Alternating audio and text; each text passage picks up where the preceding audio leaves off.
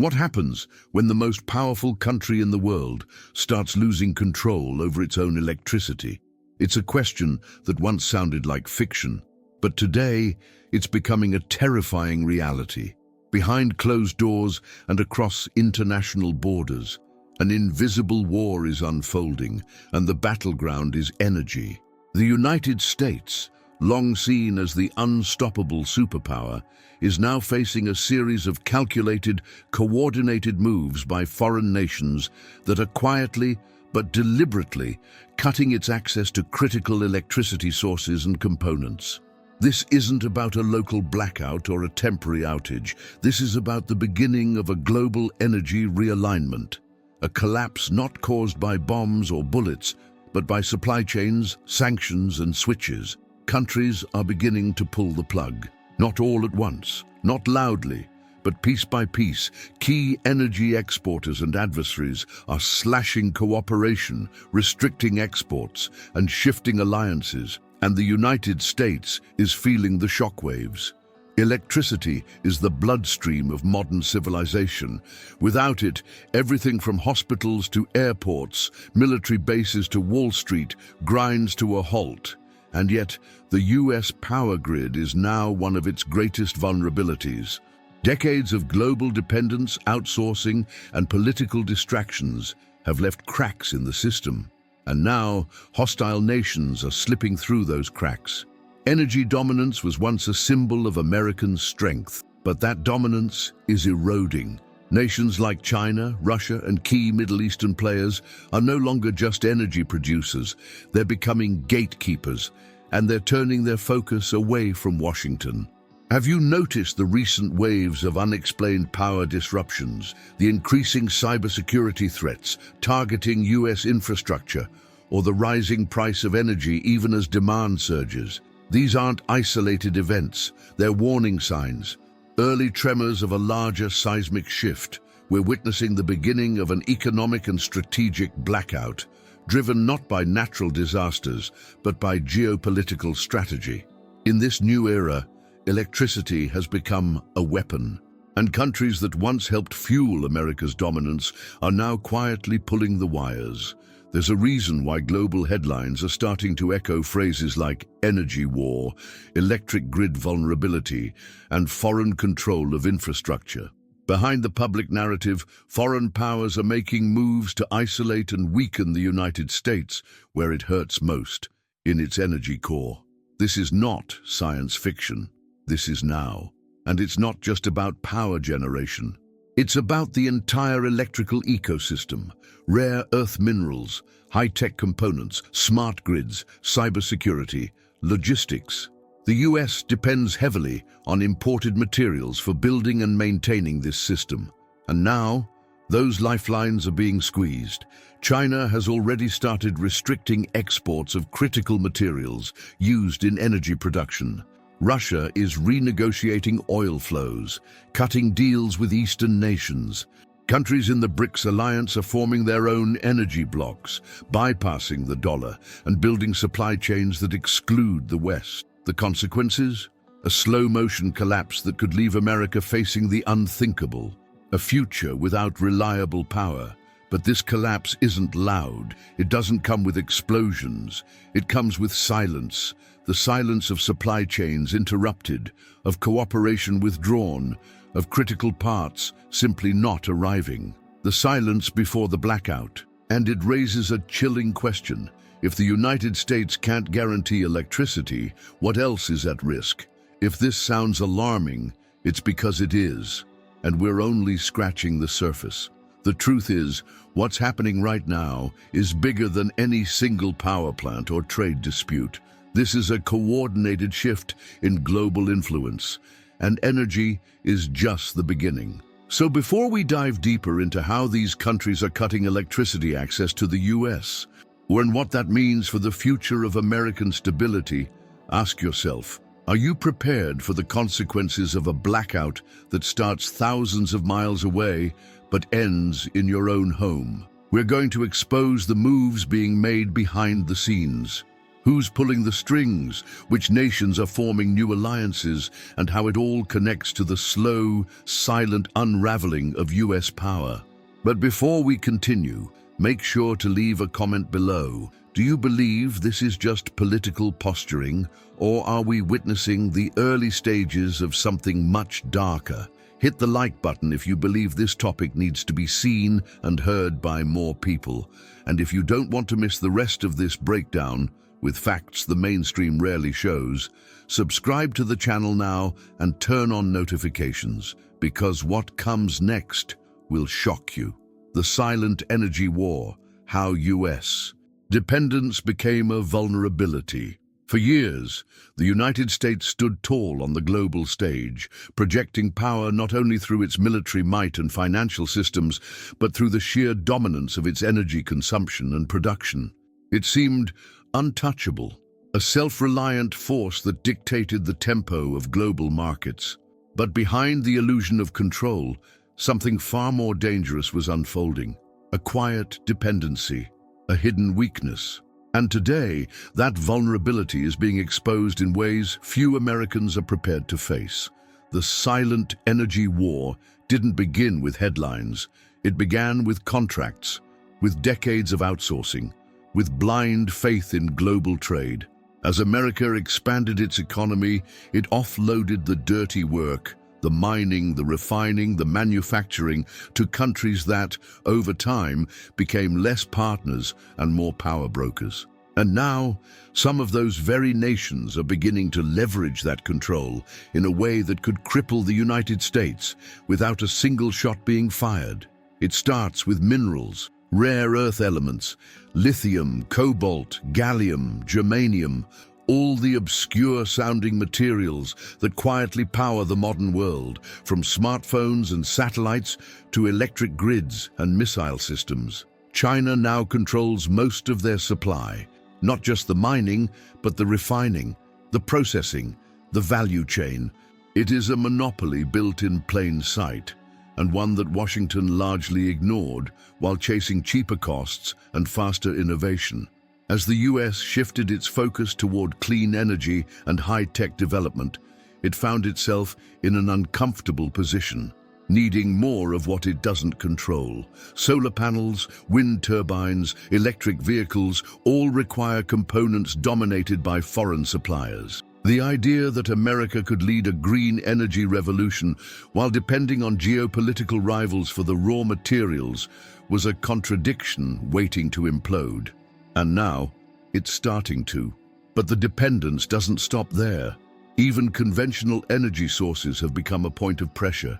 Key allies and adversaries alike, from the Gulf states to Russia, hold the strings to oil and gas supplies that America still relies on to stabilize its domestic markets. While the US does produce oil, it also imports millions of barrels a day. And when those barrels come under threat through sanctions, political retaliation, or strategic redirection, the American economy trembles. You may think the US has reserves, strategic petroleum stockpiles, emergency response systems. But what happens when those reserves run low? When supply chain disruptions delay critical infrastructure repairs? When cyberattacks hit electrical substations already stretched thin?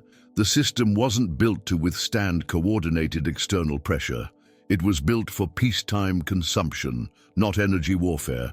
The real danger lies in the silence. There will be no warning sirens when the next blackout hits. No televised speech when a shipment of critical components is delayed indefinitely. These acts of war aren't declared. They're denied. They're buried under bureaucratic excuses, disguised as market shortages or brushed off as temporary. But each delay, each denial, is a calculated move. And with every move, the United States becomes weaker, more exposed. Foreign powers have learned something the US once taught the world. Dominance doesn't always come from force. It comes from leverage. And in today's world, energy is the ultimate form of leverage. It fuels economies, powers defense systems, drives industries. Cut off the energy and you cut off everything else. And yet, the conversation inside America remains fragmented. Politicians argue over climate policies and pipeline debates while ignoring the broader geopolitical shifts unfolding around them. Energy is no longer just an economic issue. It's a weapon, one that other nations are beginning to aim directly at America's heart. What we're witnessing now is not just an energy crisis. It's a reshuffling of global power, and the terrifying part? It's happening so gradually, so quietly, that most people won't notice until it's too late, until the lights flicker, until the prices spike, until silence falls over a city that should never go dark. So ask yourself, have we crossed the point of no return? Can America reclaim control over its energy future, or has it already handed over the keys to nations that are now slamming the door shut? Let's talk about it in the comments. What do you think is the most dangerous part of this energy war? The materials, the global alliances, or the silence?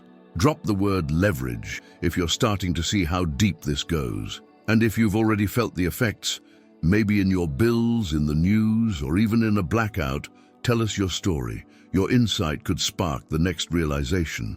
Strategic power cuts. Nations quietly disconnect the US. You don't need a full-scale embargo to bring a superpower to its knees. Sometimes, all it takes is a slow, steady retreat, an intentional withholding of cooperation, masked as routine diplomacy. That's exactly what's unfolding right now, as certain nations begin quietly turning the dials down on the energy flow to the United States. These are not dramatic, overnight cutoffs. They're strategic, almost surgical. Precise disruptions that feel coincidental on the surface, but reveal a chilling pattern when viewed together. And if you're paying close attention, that pattern is becoming impossible to ignore. What we're witnessing is the slow disconnection of America from the lifeblood of the global energy network. In regions once tightly linked to Washington through trade and political alliances, we're now seeing a gradual pullback, shipments delayed, export licenses revoked, infrastructure deals rerouted, partnerships cancelled without explanation. And every time one of these threads is cut, the US loses another layer of insulation from crisis. It started with components, electrical grid hardware, transformers, microchips designed to manage energy flow. Many of these parts are manufactured overseas, in countries that are now choosing to prioritize their regional allies, or even themselves, over American contracts. As replacements slow and backlogs grow, maintenance teams across the US are reporting unprecedented delays. Power stations that once operated like clockwork are now running on borrowed time and borrowed parts. But that's just the mechanical side of the equation. The geopolitical side is even more volatile. Nations that once flooded global markets with oil and gas are redirecting their exports, not because of war, but because of alignment. We're watching a shift in loyalty, from the West to emerging power blocks that have no intention of keeping America at the center. Russia, for example, isn't just selling energy. It's choosing who gets it and in what terms. And lately, those terms are far less friendly to Washington. Even countries considered long-standing US allies are re-evaluating the cost of association. Under pressure from regional politics, economic shifts, or even fear of retaliation from rival powers, they're scaling back energy cooperation.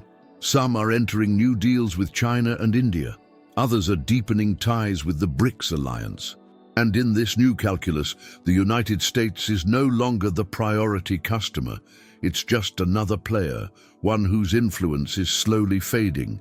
And yet, the headlines don't scream panic. There's no grand announcement. These nations don't need to declare an energy war. They just need to be busy with other agreements, restructuring their exports, optimizing their logistics. It's the kind of language that sounds harmless, until you realize it's being used as cover for a global power play. The US, for all its domestic energy production, still operates within a complex interconnected energy matrix. Refineries need imported chemicals. Solar power depends on foreign manufactured panels. Wind turbines rely on gearboxes built on the other side of the world. Even nuclear energy, often hailed as a symbol of national strength, requires imported uranium, and much of it comes from adversarial or unstable regions. So when a foreign supplier adjusts output or revises export policy, it may look like a minor shift, but on the inside, it shakes the system. It's like death by 1,000 cuts, only it's disconnection by 1,000 quiet decisions. No one is flipping a giant switch, but hundreds of smaller ones are being pulled every day, and the result is the same, a gradual weakening of America's ability to power itself independently. And here's where things turn even more dangerous: the information vacuum. Most people in the US have no idea this is happening. The average citizen isn't tracking mineral shipments, diplomatic meetings, or changes in global energy policy. They just expect the lights to stay on. And when they don't, the official explanations will sound innocent enough: weather events, labor shortages, routine maintenance. But behind the scenes, it's something else entirely. This energy disconnection isn't just economic, it's psychological. It signals to the world that America can no longer rely on its traditional influence to guarantee cooperation, that the promises of yesterday's alliances are no longer ironclad, that the center of gravity is shifting, and it's moving eastward. Even financial systems are starting to feel the tremors. Energy deals once conducted in US dollars are now being written in yuan, rubles, and rupees. Nations are testing new frameworks, digital currencies, barter systems, regional credits, to bypass American control altogether. And every time they succeed, they chip away at the economic leverage the US once held through its energy dominance. It raises a sobering question. If the US can't ensure uninterrupted access to the energy it needs, how long can it maintain its position as a global leader? In a world where power is no longer measured just by military strength, but by control over energy flow, storage, and distribution, what happens when others hold the valve? Let's open this conversation up. What do you think is the real motivation behind these strategic energy withdrawals? Are we witnessing a new form of economic warfare, or is it simply the natural shift of global alliances? Drop your thoughts in the comments. Even just the word disconnect, if this topic is opening your eyes. And if you've noticed recent changes in how your own country or region talks about energy, share that too. Your perspective matters more than ever right now. China's role, the master switch behind the crisis. If you trace the wires of this silent collapse back to their origin, many of them lead straight to Beijing. China isn't just a major player in the global energy landscape. It's the architect of a new model of power, one that doesn't rely on open conflict or dramatic ultimatums. Instead, it works through control, through positioning, through owning the switches that others depend on to function. And right now, the United States is more entangled in those switches than most people realize. For years, while American policymakers were locked in endless debates about domestic drilling and renewable subsidies, China was quietly cornering the market on the future. Not just energy production, but the full infrastructure required to distribute, store, and weaponize it. It began with raw materials. China identified early on that the modern world would run on rare earth elements, and it moved fast to secure mining operations across Africa, Southeast Asia, and even parts of Latin America. But they didn't stop there. It wasn't enough to mine the materials. They had to control the processing, the refining, the intellectual property, the patents. So while Western economies scrambled to keep up with market demands, China built the factories, trained the engineers, and embedded itself at every link of the energy supply chain. Today, over 80% of the global supply of processed lithium, cobalt, gallium, and graphite flows through Chinese facilities. These are not minor components. These are the critical bones of solar panels, electric vehicles, military-grade batteries, and high-voltage electrical systems. And in an increasingly electrified world, whoever controls the components controls the current. That's not theory, it's geopolitical reality. Earlier this year, China announced new export restrictions on gallium and germanium, two metals essential for the production of semiconductors and military hardware. The move wasn't framed as aggression, it was justified on national security grounds. But the message was loud and clear: China can cut off the flow at any time. And the United States, despite its technological might, is not immune. In fact, it's alarmingly exposed. This isn't just a supply issue, it's a tempo issue. China has become the metronome of global energy transition. By controlling production timelines and pricing power, it sets the pace. It determines how fast other nations can scale renewable energy, how quickly new technologies reach market, how efficiently power grids can be upgraded. And if Washington tries to push ahead too fast or lean too heavily on its own capacity, it hits the wall of dependence, a wall carefully constructed by Beijing over 2 decades. The US government is aware. Quietly, officials in energy and defense departments have begun sounding alarms about over-reliance on Chinese imports. Emergency plans are being drafted, strategic partnerships are being explored. But these are long-term solutions. They take years, sometimes decades, to implement. Meanwhile, China already holds the keys, and in some cases, it's starting to turn them. What makes China's position even more daunting is its integration with digital infrastructure. The world's energy systems are no longer purely physical. They are cyber-physical, interconnected through software, smart grids, cloud platforms. Many of these platforms rely on firmware or components developed in or routed through China. That means potential backdoors. It means remote access. It means that, under the right circumstances, a switch flipped in Beijing could have ripple effects across entire cities in the West. That's not science fiction. That's the new battlefield of the 21st century. At the same time, China isn't working alone. It's building coalitions. Bilateral energy deals with Russia, infrastructure investments across Africa and South America, port takeovers in the Mediterranean and the Indian Ocean. Through its Belt and Road initiative, China has created a web of dependencies that stretch across continents. And the deeper countries fall into that web, the harder it becomes to pull back, and the less willing they are to side with the US in a conflict over energy. And make no mistake, these moves are strategic, not accidental. China understands that power in the modern age doesn't always look like armies or missiles. It looks like control over the invisible forces, data, energy, logistics. It's the ability to slow another nation down without ever firing a shot. And in many ways, the US is already feeling the slowdown. Delays in electric vehicle rollouts, shortages of solar panel components, price hikes in basic electronics. These are not just supply issues, they're signals, and they're growing loud. What makes this all more dangerous is that the American public isn't being told the full story. Most headlines reduce these developments to trade spats or market corrections. But underneath the noise, a strategic decoupling is underway, and it's being directed by a country that's playing the long game with patience and precision. So how deep is this dependency? How far has China embedded itself in the core functions of Western energy systems? And what happens if one day it simply decides to shut the door? These are the questions no one wants to ask, but they're the ones we can't afford to ignore. Jump into the comments and share what you think is the most underestimated part of China's strategy.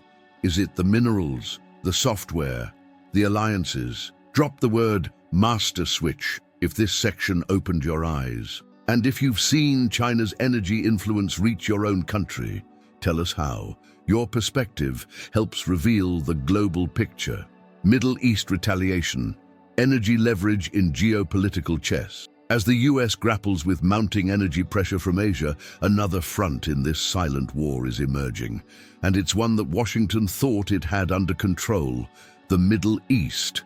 For decades, America held a tight grip on the region through diplomacy, defense deals, and dollar-denominated oil.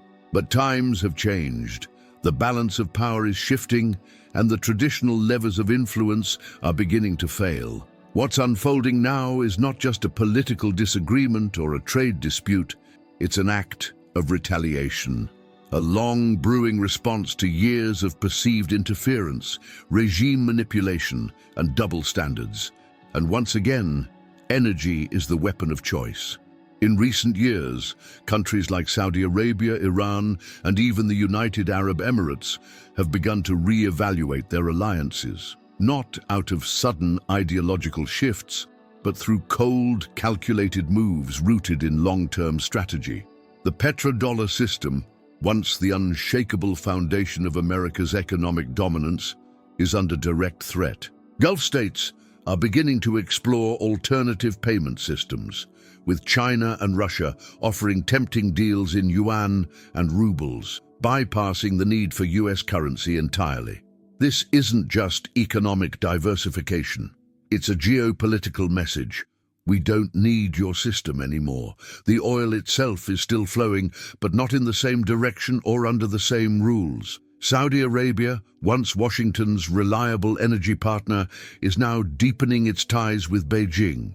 Massive oil contracts are being written with Chinese firms, and infrastructure cooperation is accelerating. At the same time, Iran, long treated as a pariah state under US sanctions, is finding new life in the BRICS-aligned energy network, shipping oil through backdoor channels and using crypto or alternative clearing mechanisms to bypass Western financial controls. These aren't random shifts. They're signals of a coordinated pivot away from US influence. And then there's OPEC+. Once dismissed by Western analysts as a cartel stuck in the past, it's proving to be more resilient and strategic than expected. Member states are no longer simply adjusting production to market demand. They're weaponizing output, lowering oil supply, not for profit, but to apply pressure, to remind the US and its allies that the tap is not theirs to control. And the consequences of this pressure are already visible. Energy prices spike, inflation surges, political divisions inside the US deepen as voters struggle under rising fuel costs. The pressure isn't just external, it's internal now. What makes this retaliation particularly potent is its subtlety. Unlike military strikes or trade wars, energy shifts operate in the shadows. They don't make headlines until it's too late. A cancelled shipment, a delayed pipeline, a vague explanation of market conditions. Meanwhile, ports stay idle, power plants burn through backup reserves, and policymakers scramble for short-term fixes. But the truth is, these aren't isolated incidents. They're part of a much larger board game, a chess match, where every move is designed to checkmate US global dominance without ever having to confront it directly. Another layer to this dynamic is the emerging coordination between former rivals. Iran and Saudi Arabia, historically bitter enemies, have recently begun exploring diplomatic normalization. Facilitated in part by China, this thawing of tensions may lead to deeper energy collaboration. And if that happens, the US loses yet another wedge it once used to divide and control the region. Imagine a Middle East that speaks with one voice on energy policy, backed by Asian superpowers and financially untethered from the dollar. That's not a distant fantasy. That's what's forming right now. At the same time, the US is losing soft power. The credibility of American foreign policy in the region has been eroded by decades of war, regime change, and broken promises. Younger generations in the Middle East no longer see America as the beacon of freedom. They see it as a force of instability. And their governments, responding to shifting public sentiment and economic realities, are making moves accordingly. Less military dependence, more energy autonomy, stronger trade links with the East. Less need to consult Washington before making regional decisions. The consequences of this realignment stretch beyond oil. With every new pipeline, refinery, or shipping route that bypasses the West, America loses leverage, not just economically but diplomatically. Energy has always been a bargaining chip. Now, that chip is being cashed in by those who once felt held hostage by US dominance. And in return, the US is left trying to play catch-up in a game it no longer controls. The most dangerous part? Many Americans still believe the US holds the cards, that energy independence, domestic shale production, and old alliances are enough to weather the storm. But this isn't just about how much oil the US can drill. It's about who controls the flow, who sets the prices, and who shapes the future of energy trade. And right now, those decisions are being made in Riyadh, Tehran, Moscow, and Beijing, not Washington. This new reality demands a new awareness. Are we watching the fall of the petrodollar in real time? Are Middle Eastern nations positioning themselves as the brokers of a new global order? And more importantly, is the US prepared for a world where its energy voice no longer commands the room? Tell me what you think in the comments. What's the most underreported part of this Middle East shift? The oil deals, the currency moves, or the silent alliances? Drop the phrase energy chessboard if you're starting to see how this game is being played and who's really moving the pieces. The BRICS Energy Alliance, redrawing the map of global power. While the United States faces mounting energy pressure from the East and rising defiance from the Middle East, another force is quietly reshaping the global balance of power, one that doesn't rely on old institutions or Western approval. It's the BRICS Alliance, a once symbolic coalition of emerging economies that is now evolving into a coordinated energy bloc with the potential to rival and eventually replace Western influence in critical global systems. What makes this development so disruptive isn't just the scale of these nations or their vast natural resources. It's the fact that they're building an entirely new infrastructure outside of Washington's reach, complete with supply chains, payment systems, and diplomatic frameworks that sidestep everything the US has spent decades building. The BRICS, Brazil, Russia, India, China, and South Africa represent over 40% of the world's population and around a quarter of global GDP. But their real strength lies in what they're starting to control: oil fields, lithium mines, gas pipelines, and most importantly, the future direction of energy trade. These nations have grown tired of a system that revolves around US interests, tired of dollar-denominated trade, tired of economic sanctions used as political weapons, so they're creating alternatives, and they're doing it fast. Russia, for instance, has already redirected massive portions of its energy exports toward China and India, offering discounts and conducting transactions outside the SWIFT system. This isn't just about sanctions evasion, it's about establishing a new norm, a world where Western rules no longer apply because the players involved have the size and resources to set their own. India, once seen as a balancing power, is now emerging as a full strategic participant. While maintaining ties to the West, it is also importing record volumes of Russian oil, expanding domestic refining, and investing in regional pipelines that serve BRICS-aligned interests. Meanwhile, Brazil and South Africa are leveraging their access to biofuels, critical minerals, and deep-water ports to support energy flows that increasingly ignore US and EU frameworks. But here's where it gets even more strategic. BRICS isn't just about exchanging energy products, it's about rewriting the rules of trade and infrastructure. These nations are forming a parallel economic universe. In recent summits, there have been serious discussions about launching a BRICS-backed digital currency to replace the dollar in international energy deals. They're also coordinating on shared infrastructure projects, such as cross-border pipelines, joint refining operations, and even space-based energy monitoring systems that would give them real-time data control over resource management. These aren't pipe dreams. They're actual initiatives being funded and launched with increasing urgency. One of the most overlooked aspects of this shift is how quickly it's happening while the West remains distracted. Western media largely portrays BRICS as a loose coalition with limited cohesion, but that's a dangerous misreading. The momentum within BRICS is not just driven by ideology, it's driven by shared necessity. These countries know They have been historically disadvantaged in a system built around US-European priorities. Now, with global instability rising, they see an opening, and they're taking it. The more they trade with each other, the more they insulate themselves from Western sanctions. The more infrastructure they co-develop, the harder it becomes for outsiders to disrupt their supply chains. They're not looking for recognition, they're building resilience. And what does this mean for the United States? It means isolation, slowly but surely.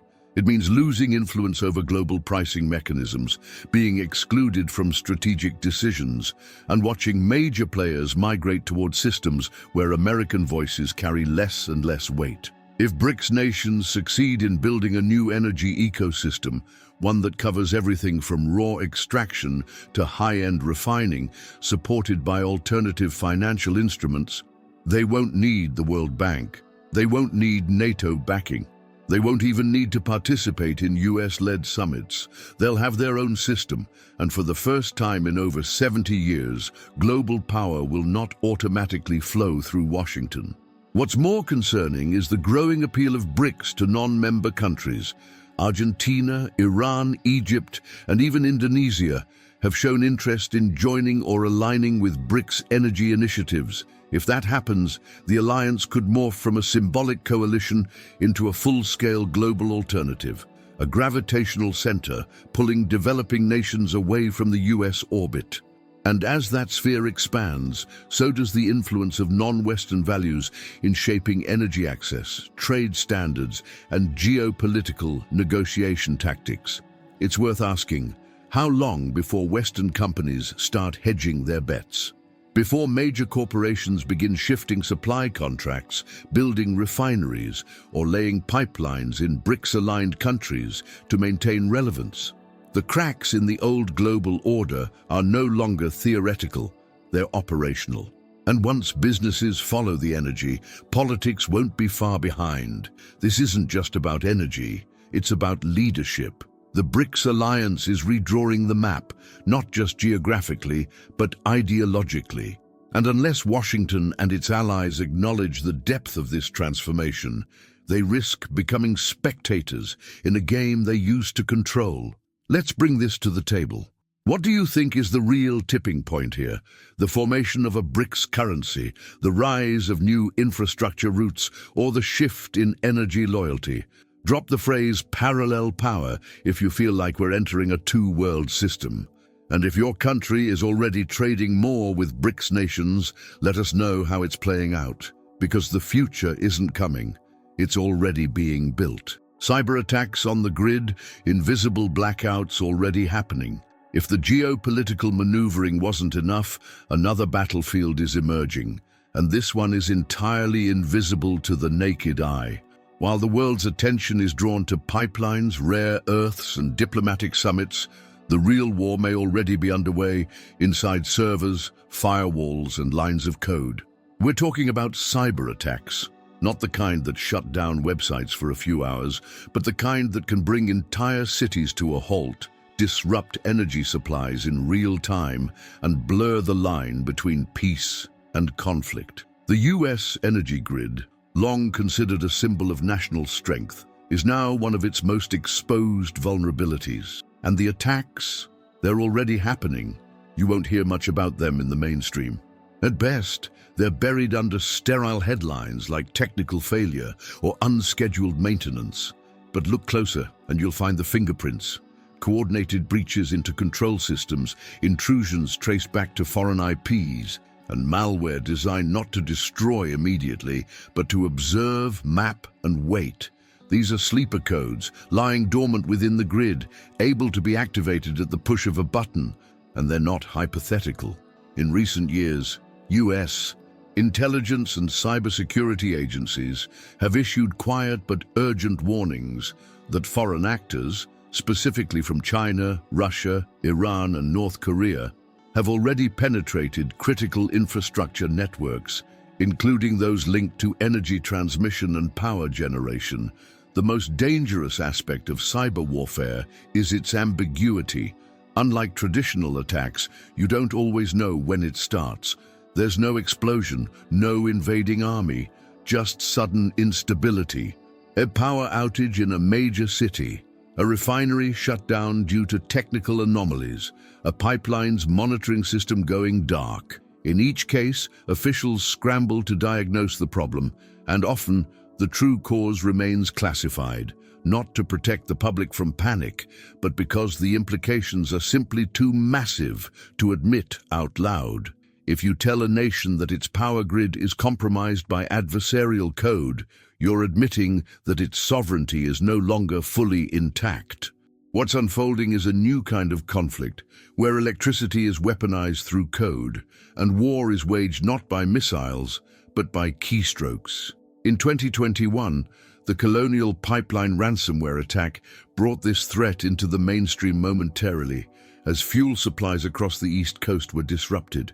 But that was just a glimpse of what's possible. That incident wasn't even a state-sponsored operation. Imagine what a coordinated cyber strike by a foreign intelligence agency could achieve, targeting multiple grids simultaneously during peak usage or amid a natural disaster. The problem is compounded by the outdated nature of much of the US infrastructure. Many energy systems, especially those built in the mid to late 20th century, were never designed to be connected to the internet, let alone withstand sophisticated foreign cyber intrusion. As utilities rushed to modernize, they often patched in digital systems over legacy hardware, creating a Frankenstein's monster of interconnected vulnerabilities. In some regions, outdated SCADA systems, the computers that monitor and control grid operations, are still running on software that hasn't been updated in years, making them low-hanging fruit for hackers with the right access. Meanwhile, adversarial nations are investing heavily in cyber capabilities. China's state-backed hacker groups are some of the most advanced in the world, operating under names like APT-10 or Volt Typhoon, specializing in long-term infiltration. Russia's groups, such as Sandworm and Fancy Bear, have already launched attacks on Ukraine's power infrastructure, taking entire regions offline in real time.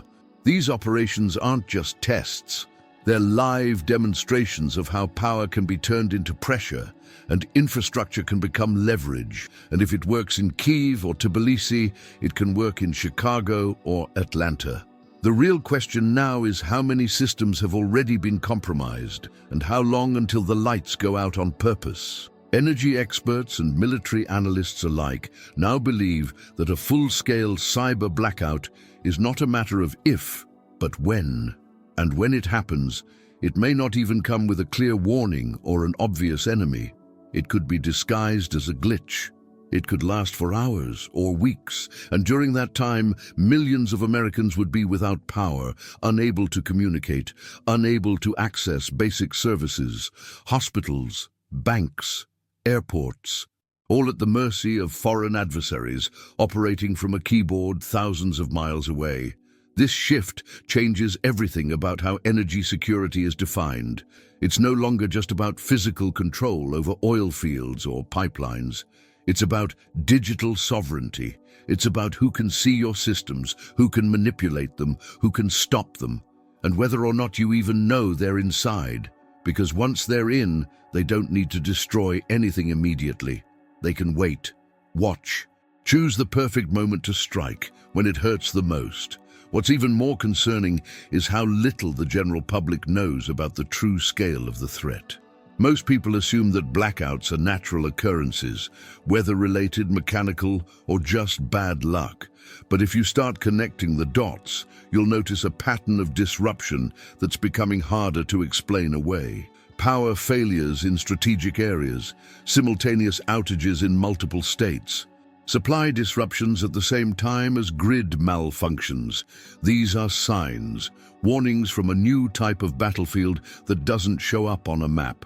Let's hear your thoughts. Do you believe the US grid has already been compromised? What do you think the first major cyber blackout would look like? Drop the phrase digital darkness if you're beginning to realize just how vulnerable modern systems really are. And if your region has experienced suspicious outages, tell us. Your insight could help expose a pattern others haven't yet seen. Internal collapse. How the US grid is crumbling from within.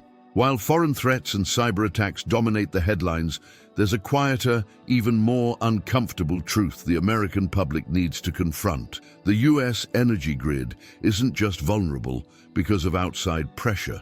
It's deteriorating from the inside. Long before hackers infiltrated control systems or foreign nations weaponized energy policy, the foundation of the American power network had already begun to crack. Years of underinvestment, political infighting, and short-sighted planning have created a fragile, outdated infrastructure that can no longer meet the demands of a high-tech, always-on society. And what's more frightening is that the system is breaking down in ways that feel normal until suddenly they're not. The American electrical grid was once an engineering marvel built for a 20th century world powered by coal, oil, and centralized distribution. But the 21st century brought new demands: data centers, electric vehicles, smart homes, decentralized power sources, and the system simply hasn't evolved fast enough.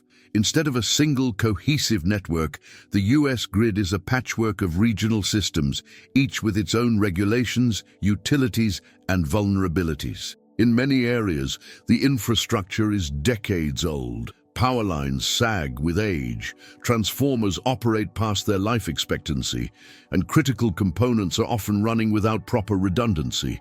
It's like trying to stream 4K video on dial-up. Eventually, something's going to snap. And it has. Across the country, blackouts are increasing in both frequency and scale. From California's rolling outages to Texas's deep freeze disaster, Americans are learning firsthand what happens when a modern society is powered by a system designed for another era. But these events are usually framed as isolated, the result of extreme weather, bad management, or bad luck. In reality, they're symptoms of a larger systemic failure. A power grid that is no longer resilient, no longer predictable, and no longer prepared for the geopolitical and environmental realities of today. Even as demand for electricity continues to surge, especially with the rise of electric vehicles and crypto mining, the grid isn't expanding at the same rate. Permitting delays, local opposition, and political gridlock have slowed the development of new infrastructure. High-voltage transmission lines that could link renewable energy from remote areas to population centers are stuck in regulatory purgatory. Meanwhile, utilities are caught in a no-win situation. Either raise rates to fund upgrades and face public backlash, or patch old systems and pray they hold. It's a lose-lose scenario, and the cracks are widening. Then there's the issue of workforce. Skilled technicians, engineers, and linemen who once maintained the backbone of American power are aging out of the profession. Replacements are hard to find, and training takes years. With fewer hands on deck, maintenance backlogs are growing. When a system as massive and intricate as the US power grid is left to age without reinforcements, the result isn't a single point of failure. It's a slow-motion collapse that creeps forward until it suddenly speeds up. But what makes this collapse even more alarming is how few people are really paying attention to the structural warning signs. The average consumer only sees the final result: the blackout, the brownout, the unexplained surge in their energy bill. They don't see the overloaded substations, the emergency work orders, the deferred inspections. And because the problems are spread out and rarely make national news, the urgency gets diluted. No one sounds the alarm because the alarm is constant. Low-level failures, flickering reliability, shrugged-off risk. And here's where the danger truly multiplies. When an internally weakened grid meets external pressure, the system doesn't just bend, it breaks. Every cyber attack hits harder. Every supply chain disruption stretches things thinner. Every policy decision made without understanding the grid's physical limits creates a new liability. It's not enough to talk about energy policy in terms of sources: wind, solar, nuclear, fossil. We have to talk about structure, flow, capacity, redundancy, because in the end, it doesn't matter how green your power is if the wires carrying it can't hold the load. Some experts have begun referring to this moment as America's electrical reckoning, a period where modern lifestyle expectations collide with aging infrastructure and geopolitical volatility. And they're warning that unless something changes fast, we're not just headed for inconvenience, we're headed for instability. Already, insurers are recalculating risks for blackouts. Tech companies are investing in private microgrids. Wealthy neighborhoods are installing backup generators and solar batteries not as eco-statements, but as survival tools. This isn't fear-mongering, it's preparation, and the fact that it's becoming normalized should worry all of us. Because what happens when the average family can't afford to shield themselves? When basic services, hospitals, emergency centers, traffic control are dependent on infrastructure that fails during a heat wave or a deep freeze? When local governments are forced to ration power because the federal grid can't deliver? These aren't far-off hypotheticals. These are real-world scenarios that have already played out in cities like Dallas, Sacramento, and New Orleans. And each time they do, trust erodes. The sense of stability that once came from flipping a switch begins to fade. So the question isn't just, will the grid hold? The question is, how much of it is already broken? And how long can we pretend it's not? Let's bring this to you. Have you noticed changes in your local power reliability? More outages, higher bills, slower service? Share your experience in the comments, or drop the phrase crumbling current if you feel like the system is unraveling from within. And if you've ever had to invest in backup power just to feel secure, we want to hear why. This is bigger than energy. It's about trust, security, and the fragile web holding it all together. Who benefits from the collapse? The rise of new superpowers. As the US grid weakens, as foreign influence tightens its grip, and as cyber threats and structural decay converge into a perfect storm, one chilling question echoes louder than the rest. Who stands to gain from America's energy unraveling? Because make no mistake, every collapse, no matter how chaotic or unplanned it appears on the surface, always has beneficiaries. And if we look at the global landscape right now, it becomes painfully clear that a new generation of superpowers is already positioning itself to rise from the ashes of this transition. They're not just waiting, they're orchestrating, investing, and maneuvering. And the United States, it's no longer the axis everything spins around. We tend to think of collapse as something total, something sudden. But in reality, it's a transfer, a reallocation of influence, of trust, of leverage. When one nation loses its grip on a critical resource or technology, another steps in to offer the solution. And with that solution comes new rules. In the case of global energy, that transfer is happening right now. While Washington wrestles with outdated infrastructure and geopolitical backlash, countries like China, Russia, India, and even Saudi Arabia are offering energy as a service, bundled with diplomatic protection, alternative payment systems, and long-term security guarantees that deliberately exclude the West. China, in particular, is not just leveraging energy as a tool, it's weaving it into a larger tapestry of influence. Through its Belt and Road Initiative, it's financing power plants, pipelines, and green energy infrastructure across Asia, Africa, and Latin America. These are not just construction projects, they're loyalty programs. Countries that sign on are pulled into a web of mutual dependency, bound not only by energy, but by debt, by digital infrastructure, and by military cooperation. And unlike Western contracts that often come with strings of conditionality and political oversight, China's deals are clean on the surface. Money, energy, no questions asked. For developing nations eager to escape US dominance, it's an irresistible offer. Russia, meanwhile, is using energy disruption as an art form. It has turned oil and gas into political bargaining chips, not just with Europe, but with emerging economies that are eager to play both sides. Every time Russia is sanctioned or isolated, it pivots eastward, strengthening bilateral ties and selling energy at a discount to nations ready to defy Western pressure. It's no longer about making the most profit, it's about buying influence. And influence, in this new world order, is worth far more than a few extra dollars per barrel. India is playing a different game, one of silent consolidation.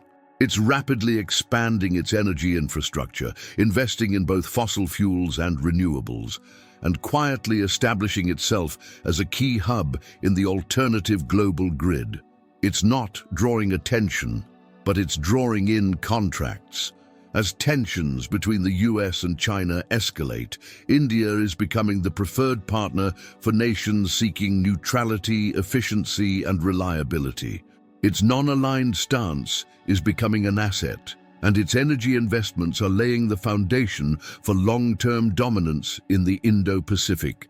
Then there are regional players: Turkey, Brazil, the Gulf states, each carving out their own niches in the energy space, building influence not by challenging superpowers directly, but by positioning themselves as indispensable links in the new supply chain. These are the countries hosting refineries, ports, data centers, and pipelines. These are the new gatekeepers, and their power doesn't come from brute force. It comes from location, access, and timing. So where does this leave the United States? In a dangerously reactive position. A nation that once shaped energy policy for the world is now being shaped by it. A nation that once dictated terms now finds itself negotiating, backpedaling, and compensating for decades of complacency. And this shift isn't just economic or technological, it's psychological. Trust in American reliability is eroding. Allies are hedging their bets, and competitors are seizing the narrative, offering a vision of the future where energy isn't dominated by one power, but shared among many, as long as that one power steps aside. And here's the deeper layer. This isn't just about electricity or oil, it's about digital infrastructure, surveillance networks, currency control, and even cultural influence. The collapse of energy dominance is just the first domino.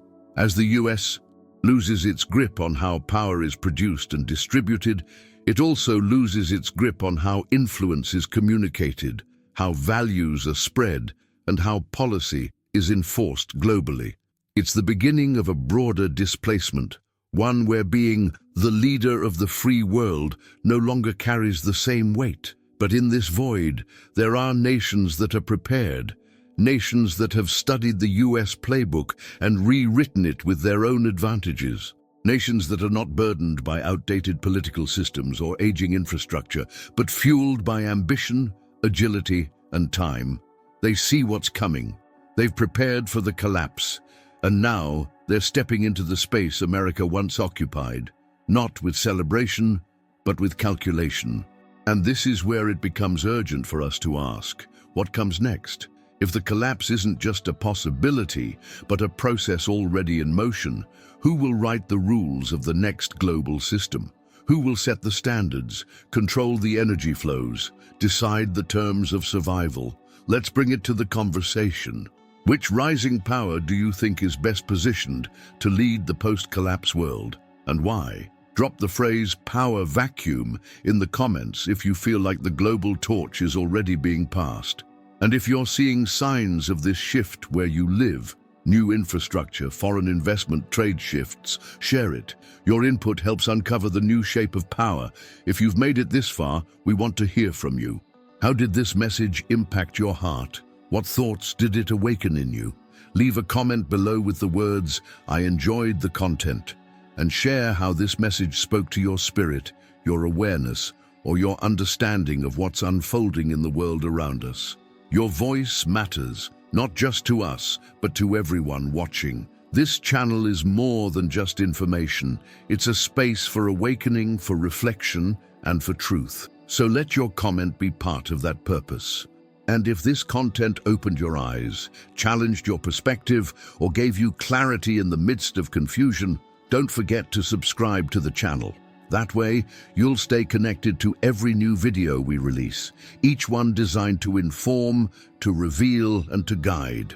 Also, leave a like to help us reach even more people with this vital message. Your support fuels this mission, allowing us to dig deeper, speak bolder, and deliver content that matters in a time where truth is more precious than ever. And of course, don't miss the next video, already waiting for you on the end screen. It connects directly with what you just watched, taking you one step further into this journey of understanding, awareness, and transformation. May God bless your life powerfully. May your mind be sharp, your heart be open, and your spirit be guided by truth. Until next time, stay awake, stay grounded, and stay connected.